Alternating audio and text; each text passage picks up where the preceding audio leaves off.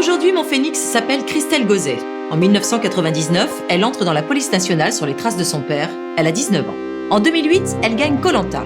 Cette victoire est un révélateur. Désormais, Christelle sera une femme qui ose. En 2015, elle ose passer les tests pour devenir officier de sécurité. Tout se passe bien, mais elle est éliminée par le jury final qui justifie sa décision avec cette phrase « À vaincre sans péril, on triomphe sans gloire ».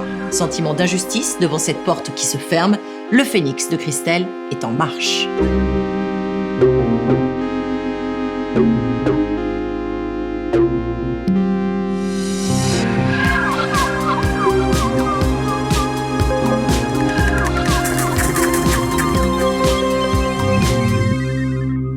J'ai passé donc les tests d'officier de sécurité pour entrer, pour être épaule, pour protéger les personnalités. Et j'ai échoué parce que je n'ai pas réussi à faire des pompes sur 2 ballons.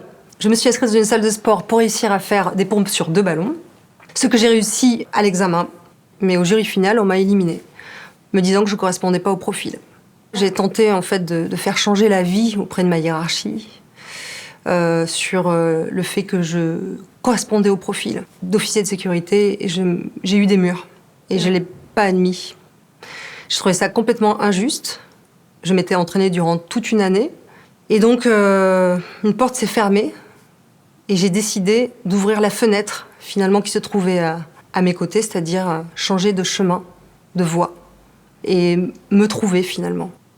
Ton entourage, il a eu un rôle important ?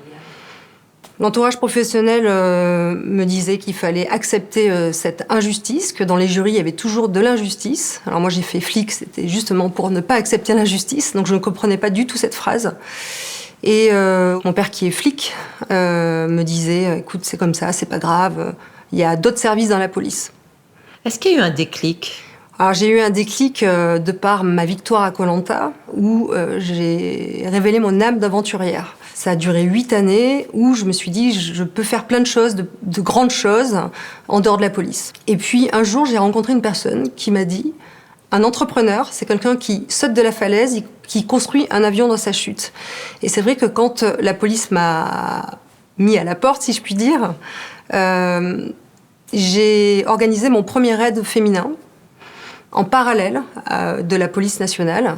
Cette phrase, en fait, m'a engagée à prendre ma disponibilité. Il y avait de la colère en toi à ce moment-là ? J'ai eu beaucoup de colère, parce que je supporte pas l'injustice. Et puis, au final, avec le temps, cette colère s'apaise.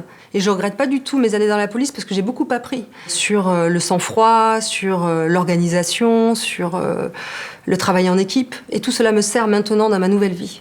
C'est quoi ton prochain rêve ? Mon prochain rêve, ce serait de développer les raids des fidèles en France, à l'étranger, parcourir le monde, voyager, rencontrer des personnes, parce que c'est ça qui enrichit aussi, c'est les rencontres humaines. Et si c'était à refaire ? Si c'était à refaire, je referais la même chose. Parce que j'ai beaucoup appris dans la police, je ne crache pas dessus, au contraire. Et maintenant, j'ai 40 ans, je vis la deuxième partie de ma vie, celle que je suis, en fait, réellement. Donc je regrette rien. Je ne regrette rien. J'ai appris de mes échecs. J'ai appris en compétence. J'ai appris en humilité. J'ai appris parce que j'ai trouvé ma voie aussi. Merci.